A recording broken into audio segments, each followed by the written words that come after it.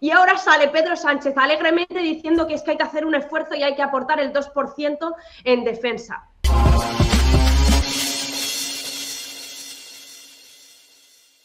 Primero os quería preguntar, bueno, vuestra reflexión sobre la OTAN, el papel de la OTAN o de España estos 40 años, y luego la situación actual, ¿no? Este belicismo, ¿no? Que hay creciente bueno, una parte de la población casi acepta, cosa que no pasaba hace un año, como un aumento en el gasto militar. Claro, nosotras, claro, históricamente, imagínate, Izquierda Unida, que se funda al calor de las movilizaciones en contra de la OTAN, pues para nosotras es evidente, la posición no ha cambiado, ¿no? Y es verdad que no ha cambiado porque además siempre hemos dicho lo mismo, ¿no? Que esto es un instrumento de guerra, que no es un instrumento que vaya a facilitar la paz. Por lo tanto, bueno, pues en este momento tampoco va a ser un instrumento útil para construir la paz. Y lo que estamos viendo aquí en Europa como que justifica y de alguna manera lo que le ha dado es oxígeno otra vez a la OTAN, que es curioso, ¿no? O sea, la clave militarista está instaladísima aquí. Han secuestrado por completo la posibilidad o la narrativa de abrir vías de paz. Esto aquí no existe.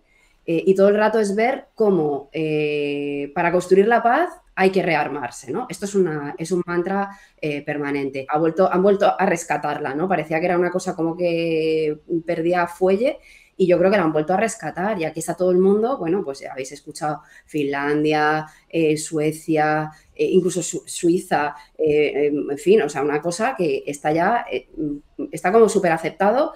Y bueno, pues yo creo que es, lo que está bien también es que recuperemos la idea de qué es la OTAN, qué ha sido la OTAN, el papel que tiene Europa con respecto a la OTAN, que es de subalternidad al interés estratégico de Estados Unidos y ser un instrumento y un muñequito de los intereses militares y estratégicos de Estados Unidos. Y a lo mejor lo que hay que abrir es un debate acerca del modelo de vecindad, de cómo nos queremos llevar con la gente con la que convivimos, que es una cuestión natural. Y sobre todo el modelo de defensa que queremos en Europa, ¿no? Mira, yo opino que estoy muy de acuerdo con todo lo que dice Sira. Realmente España ha tenido siempre dos problemas. Los mandatarios que han gobernado de alguna manera más democrática o menos han tenido el mismo problema y es que se han bajado muy fácil los pantalones frente a Estados Unidos. El primero que se bajó los pantalones y hizo bastantes más cosas con Estados Unidos fue Franco por salvarse el pescuezo ante la ONU, ¿no? De que había condenado al régimen franquista como un régimen dictatorial. A partir de esa bajada de pantalones que tiene España con respecto a los mandatarios que han regido siempre en este país, y es que se han incumplido muchísimas promesas electorales. Es fundamentalmente lo que han solido hacer todos los presidentes del gobierno. Incluso Felipe González reafirmó la posición de España en la OTAN como un miembro aliadísimo de Estados Unidos y incumpliendo una de sus principales promesas electorales por las cuales llegó a la Moncloa, precisamente para sacarnos de esa OTAN franquista, ¿no? La OTAN no puede estar orgullosa como organización de construir democracia en ningún lado. Lo único que ha hecho han sido marcar sitios estratégicos a los cuales les ha declarado en guerra, nos ha metido casi en guerras importantísimas, ha metido al mundo en una masacre absoluta. Y esto solamente tratábamos de defendernos. ¿Defendernos de quién, no? Y defendernos a qué costa, porque ahora mismo se está planteando, el otro día salía Pedro Sánchez diciendo que hay que llegar al 2% en defensa, ¿no? En España. Bueno, nos estamos partiendo la cara, aquí en Baleares, por lo menos, pero lo sé también por los compañeros de Unidas Podemos a nivel estatal, para que se llegue a un 2% de inversión en ciencia y en investigación y en desarrollo.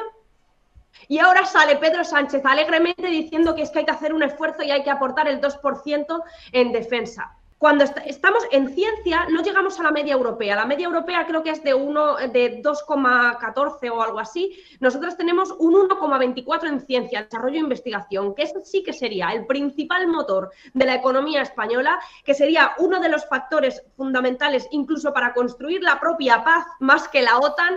Y ahora resulta que no, que el 2% que estamos tratando de invertir en ciencia, en investigación y en desarrollo, no. Para eso no, pero se va a invertir en defensa. Invertir en defensa nunca es invertir en paz. Es que esto Esto es de cajón, es bastante de sentido común. Tenemos que construir un modelo de defensa autónomo, ¿no? Que no dependa de Estados Unidos. De militares en el Valle de los Caídos, pero bueno, parece que, por lo que también salió a última hora de la tarde, parece que se le ha incoado, pues no sé si un expediente, un proceso judicial, o se le ha apartado al capitán que lideraba un poco la expedición o la excursión esta al Valle de los Caídos. Bueno, no sé qué opináis de esta escena, de esta imagen, y si, es decir, por suerte, es decir, esto no es la generalidad, esto es como una minoría del ejército, que también hay que decirlo, que no todo el ejército se hace así, pero siempre quedan como esas reminiscencias franquistas, ¿no? Que a pesar de ya llevar más de 40 años de democracia, siguen estando ahí incrustadas en algunos sectores importantes del Estado, como pues el ejército. Gloria, no sé qué opinas tú de esta escena. Lo mismo que ha ocurrido con esa parte del ejército, que al final nos llega esa noticia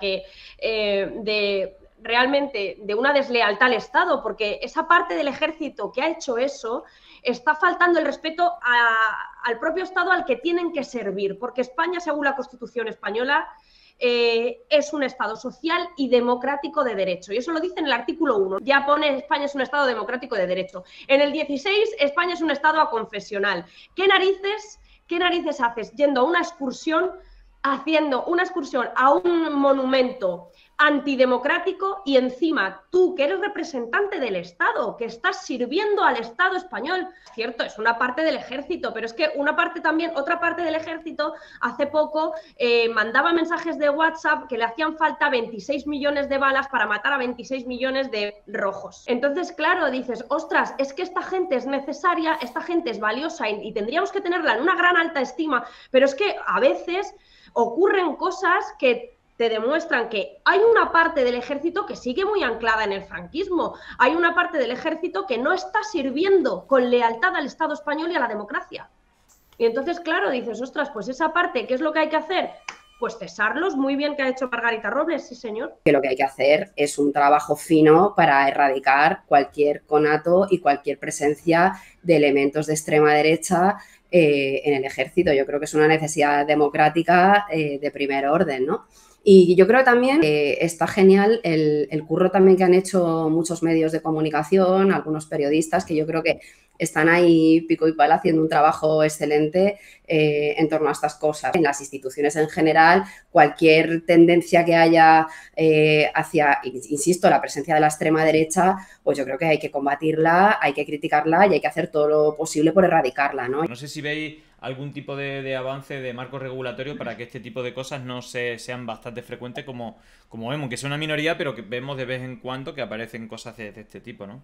Pero yo sí que creo que esto merece como mínimo una reflexión política profunda y una propuesta en torno a establecer un mecanismo que depure responsabilidades y que evite estas cosas. Si en Alemania lo hacen y en otros países lo hacen y funciona, pues tiene que ser posible también hacerlo en España. Creo que tiene que haber mecanismos y tiene que haber, y que hay posibilidades, ¿no? Y que hay que aprovechar también este tipo de sucesos para poner el acento y la exigencia en que se depuren responsabilidades y además que sea una cuestión estructural, no simplemente cuando emerja el problema, sino que a lo mejor hay que hacer una reflexión profunda en torno a cómo están las cosas en muchos lugares de nuestro país y darle una vueltecita a esto, ¿no? O sea, aprovechar la tesitura para ello, desde luego. La acción del gobierno, digo, por lo menos, ya que no hay un marco regulatorio bastante potente que digamos, eche para atrás este tipo de acciones, por lo menos que haya, bueno, pues por lo menos que haya una reacción, ¿no? En este sentido. O sea, hasta tal punto no se ha sentado en el banquillo el franquismo que todas las instituciones del Estado están contaminadas por el franquismo. Para empezar, la primera institución, que es la monarquía, que lo vertebra todo, que vertebra el Estado español, es una herencia franquista. Incluso Juan Carlos de Borbón alabó el fascismo de Franco, alabó a Franco, pero es que Felipe VI no ha condenado en ningún momento el franquismo. Entonces, a partir de ahí, ante tal contaminación, pues claro, que eso de la ley caiga sobre todas estas personas pero por una sencilla razón, no están sirviendo al Estado de España, están sirviendo a un Estado que ya no existe y que por suerte no existe y que por desgracia no se ha sentado en un banquillo y que por eso no hay unas consecuencias más rotundas. Pero realmente la lealtad que exige el Estado español y la lealtad que demuestran nuestro querido José Aranguren, que fue un guardia civil republicano que juró lealtad al Estado español y juró lealtad al Estado español hasta las últimas consecuencias, porque Franco lo fusiló estando en una silla de ruedas. Entonces, si tú eres miembro del ejército, tú te debes a un Estado, y lo siento, chico, pero ese Estado es un Estado social y democrático de derecho y además es aconfesional. Y que exista el Valle de los Caídos, pues esa es otra movida. Pues ¿por qué? ¿Por qué existe todavía símbolos franquistas? Porque Franco no se ha sentado en un banquillo, porque toda la gente de Franco no se ha sentado en un banquillo, y cada vez que se intentan quitar distinciones y quitar honores y méritos a capitanes y a jefes pues aquí nos ponen un montón de problemas. Oye, pues es que luego hacen falta 26 millones de balas. La noticia, no sé si, creo yo por lo menos la conocí esta mañana, es precisamente otro nuevo dato muy positivo. El paro baja de los 3 millones por primera vez desde finales de 2008 y seguramente por muchas de las medidas que desde el Ministerio de Trabajo principalmente, pero desde el resto del gobierno se están tomando. Bueno, pues estamos hablando de nada más y nada menos que abajo de 3 millones, que yo creo que es una cifra bastante importante. Pues por lo menos hay buenos datos. No sé, Sira, cuál es tu análisis, pero es como una nueva noticia que se suma a un... ¿no? Sobre todo hay como... una suma de buenos datos económicos que por lo menos le dan, es decir, que no hace que la situación sea desastrosa. Bueno, yo creo que es una alegría siempre que los datos del empleo vayan bien y que la gente tenga trabajo y que tenga un trabajo estable, y yo creo que estas cosas son las aspiraciones que tenemos como fuerza que estamos en el gobierno. Yo creo que uno de los elementos centrales. Pero pues es verdad que te comes un montón de contradicciones, pero es verdad también que nos peleamos para que haya una agenda social, nos peleamos por mejorar las condiciones de la gente trabajadora, y esto no deja de ser un buen síntoma de que, bueno, pues que estando ahí y creyéndote el programa y creyéndote que estás porque a ti te importa que le vaya bien a tu gente, pues algunas cosas terminan saliendo muy bien, ¿no? Entonces, claro que es un buen dato, pero además ojalá conversemos del dato y valorar también positivamente que, bueno, pues que estar en el gobierno pues también trae este tipo de alegrías, a pesar de que estamos en tiempos complicados, como decía Julián. Y entonces, aunque es verdad que, y yo era bastante crítico con que la reforma laboral no fuera súper exigente o no fuera máximos con el tema de las indemnizaciones, por ejemplo, pero claro, si te vas a términos generales, hemos hecho la mayor subida histórica de indemnizaciones porque precisamente gran parte de la gente que tenía un trabajo de mierda, que no tenía derecho a indemnización, gran parte de eso tiene un contrato indefinido que ya tiene derecho a indemnización, ¿no? Que no solamente lo cuantitativo, sino que cualitativamente son mejores tipos de trabajo que los que había anteriormente. Es cierto que la reforma laboral no era todo lo ambiciosa que nos hubiera gustado, pero era un poco ambiciosa y iba a marcar, ya lo decíamos, ¿no? Iba a marcar un antes y un después en todo el orden laboral general de este país. Ninguna de las medidas progresistas que están mejorando y que se ve en datos, que se cifra en datos, han sido aprobadas en el Congreso de los Diputados por la derecha. Porque no tienen programa, su única propuesta es ninguna, no tienen ningún tipo de programa, lo único que es una cuestión de lanzar proclamas ideológicas, pero realmente quien está mejorando la vida en el gobierno, a pesar de la situación tan crítica que estamos viviendo, a pesar de todos los palos que nos estamos llevando y que nos hemos llevado, es Unidas Podemos. Ni en esta situación, ni en 1.000.000 de años hubiéramos imaginado que una situación de crisis socioeconómica tan bestia como la de la pandemia hubiera sido gestionada de esta manera si hubiera estado el Partido Popular o si hubiera estado el Partido Socialista. Porque es que no hace ni 10 años que ya tuvimos otra crisis y no se gestionó igual, nos llevaron a la ruina. Pero si no recuerdo, había hasta 6 millones de parados con Rajoy. Entonces, claro, pues es una buena noticia, pues claro que sí. Tu análisis rápido antes de irte de estas elecciones, ¿cómo ves el panorama de las elecciones? ¿Crees que habrá posibilidad de que se haya un gobierno progresista o crees que realmente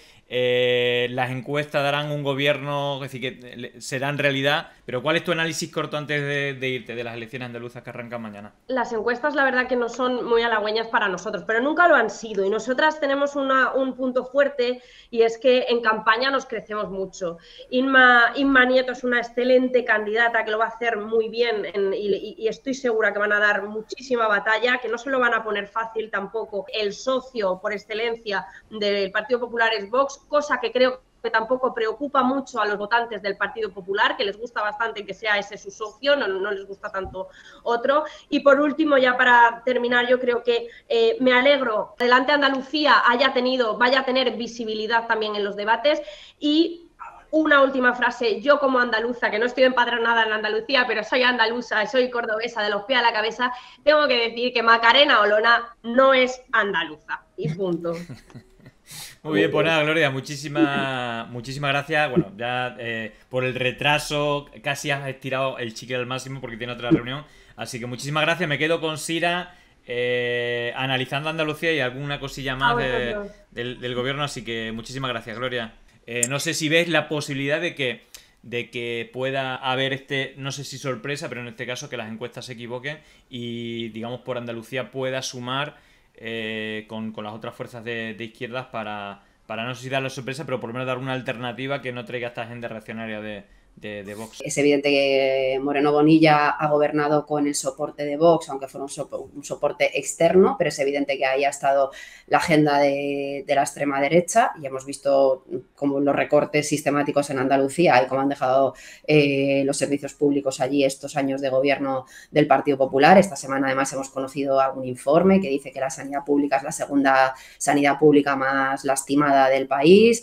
Vemos los datos del paro, los datos de desigualdad, de los 20 municipios con más empobrecimiento de España, creo que son 16 los que están en Andalucía. Es decir, los datos la verdad es que son como una piedra. Es la comunidad autónoma que más fondos europeos ha recibido y no ha ejecutado prácticamente nada, los ha metido en un cajón. Creo que hay un montón de elementos que permiten trabajar, que yo creo que es importante también que la izquierda salga con su propio proyecto a ilusionar a la gente. Y yo creo que tenemos 15 días por delante en los que lo tenemos que dar todo. Tenemos que contarle a la gente de Andalucía lo que no queremos, que son las políticas que representa esta peña, ¿no? Que son políticas de recorte, de desigualdad, que representan a los señoritos en Andalucía, los representan muy bien, que tienen muy claro cómo demoler el Estado social para venderlo en cómodos plazos a los fondos de inversión extranjera y a toda esta peña, ¿no? Es decir, que gobiernan para quien gobierna. Entonces, bien, hay que señalar durante estos 15 días a lo que se dedican ellos y tenemos que contar lo que hacemos nosotras y la propuesta nuestra, porque yo creo que nosotras sí que tenemos una propuesta potente, bonita, que da esperanza y sobre todo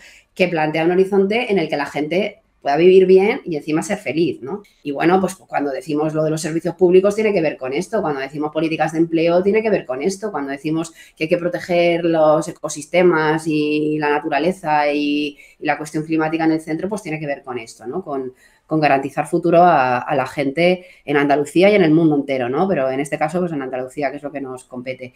¿Cuáles crees que serían las principales medidas que beneficiarían a la sociedad, sobre todo comparado con esta legislatura del Partido Popular, Ciudadanos y Vox desde la recámara, digamos, con los recortes que ha habido? Pero yo creo que hay ejes que son fundamentales, que forman parte de nuestra agenda y que para nosotros y que se está viendo también cómo se despliegan en el gobierno del país, que tienen que ver con las políticas de empleo. Yo creo que es evidente que el empleo tiene que ser un eje central en la estabilización, la calidad del empleo, todo lo vinculado a que haya empleo digno y empleo con salarios decentes.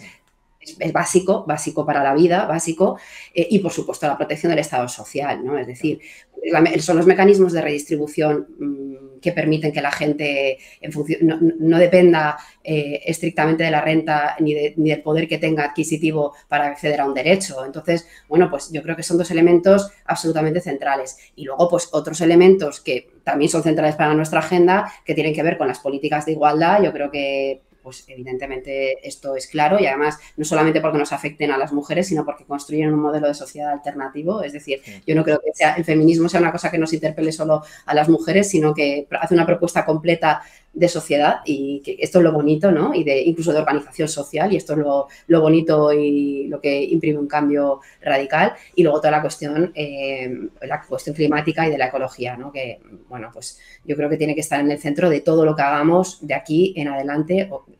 Ojalá hubiese sido de mucho antes, ¿no? Pero desde luego que tiene que formar parte de un elemento esencial. Y yo creo que esos son elementos que serían claros elementos de diferenciación. Pero en todo caso, para cerrar, no me quería ir sin otra, no sé si noticia menor, quizá para mí sea la noticia más importante de la historia. Toda la persona tiene derecho a que le atienda una persona si quiere que la atienda una persona. Y luego, digamos, las empresas no podrán hacer esperar a sus clientes más de 3 minutos al teléfono. No sé si esto es demasiado ambicioso.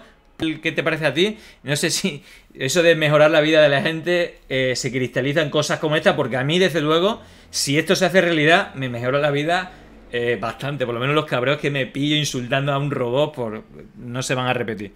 Sí, yo creo que es una cosa como súper transversal para todo el mundo. El cabreo que nos genera este tipo de teléfonos, ¿no? Y este tipo de atenciones.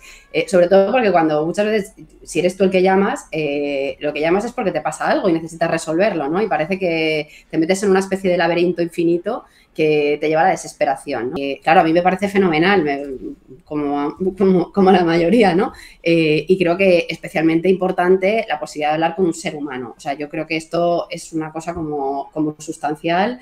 Y luego, pues todo lo que tiene que ver con la información veraz, con que te tengan que explicar bien determinadas, sobre todo las energéticas. Es decir, da la sensación de que es una regulación que sí que atiende una cosa cotidiana, que le pone remedio y que ordena un poco esto, ¿no? Porque yo creo que hay una sensación también generalizada, aparte de la desesperación, que es muy transversal, ¿no? Que generan este tipo de números y este tipo de servicios, el cómo se gestionan, también una sensación como de abandono, como que llega un momento en que no sabes a qué ventanilla ir para que te resuelvan un problema, una especie de desafección de decir, Dios mío, ¿a dónde voy yo para que me resuelvan este problema, ¿no? Creo que, aparte de que es justo, yo creo que nos da un plus de tranquilidad a las personas en nuestro país bastante grande. Aquí se están generando nuevas realidades y el gobierno, es decir, los poderes públicos no pueden ser ajenos a las nuevas realidades. Hay que regularlas porque también construyen comunidad, ¿no?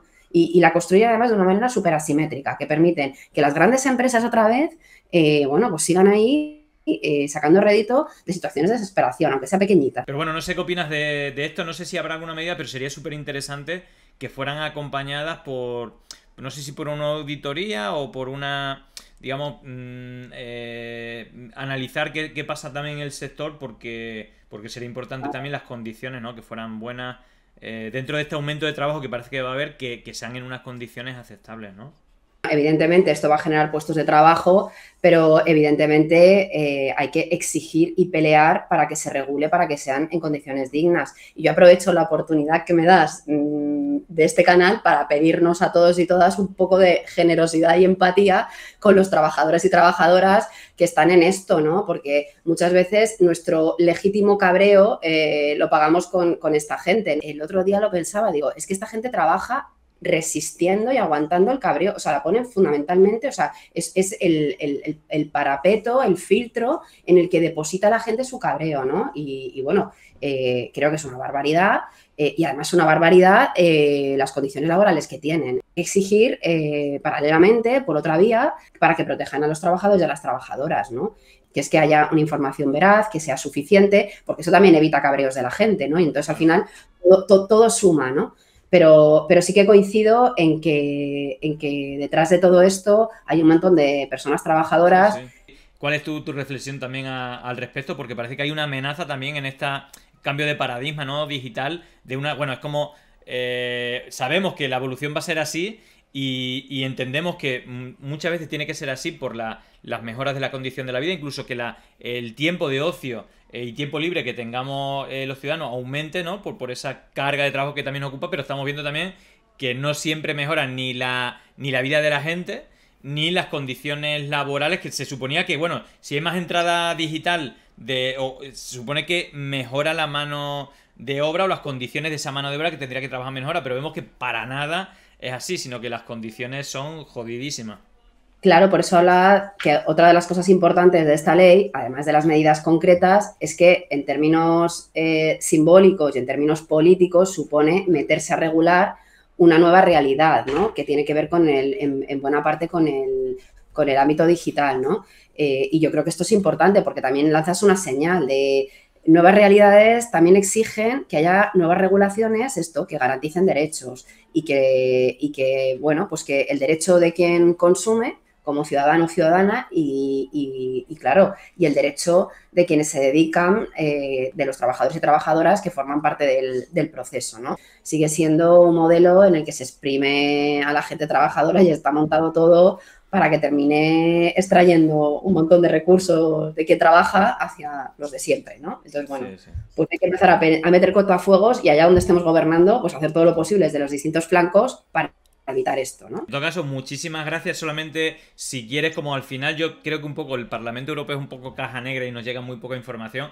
si quieres decirnos algo de qué se cuece por ahí antes de despedirnos, ¿qué secretos hay por ahí o algo sí. que le puede interesar a la audiencia de que nos estás comentando lo de la OTAN, ¿no? El enrarecimiento del ambiente. Bueno, no sé si hay algún tema ahí que pueda ser de interés, que estemos pendientes y que los medios no nos suelen informar. Bueno, yo creo que hay muchos temas, pero yo destacaría sobre todo el tema de sanciones al petróleo ruso y toda la deriva energética que luego nos afecta en España porque tiene que ver mucho con la inflación, porque suben los precios de los combustibles, sube el precio de la energía y esto afecta a toda la economía y entonces hace que las familias pues lleguemos peor a fin de mes. Y esto es una cosa que se decide por aquí, es decir, que ahora están con el tema de las sanciones a Rusia. Y bueno, pues yo creo que es el tema más, a mi juicio, pues uno de los temas. Ese y el de la energía son los dos temas que nos traen de cabeza estos días y la semana que viene que tenemos pleno, pues van a ser centrales, ¿no? En el debate del pleno y en las decisiones que se tomen. Y no deja de ser preocupante porque le están dejando mucho carril, con muchas cosas que están pasando aquí, se le está dejando mucho carril a la extrema derecha. Total. Y bueno, pues bueno, aquí seguimos dando la pelea en cualquier caso. O sea que bueno. Por lo menos se lo ponía algo más difícil. Así que bueno, Sira, muchísimas gracias por pasarte por aquí por primera vez. Espero que no sea la última. Y nada, yo me voy a quedar aquí un ratito más, que hoy hacemos el sorteo del libro de los neocon a los neonazis, hablando de ultraderecha. Así que nada, muchísimas gracias. Mil disculpas por el retraso. Casi vas a tener que hacer merienda, cena por allí. Pero bueno, lo dicho, muchísimas gracias y ánimo con la pelea por allí.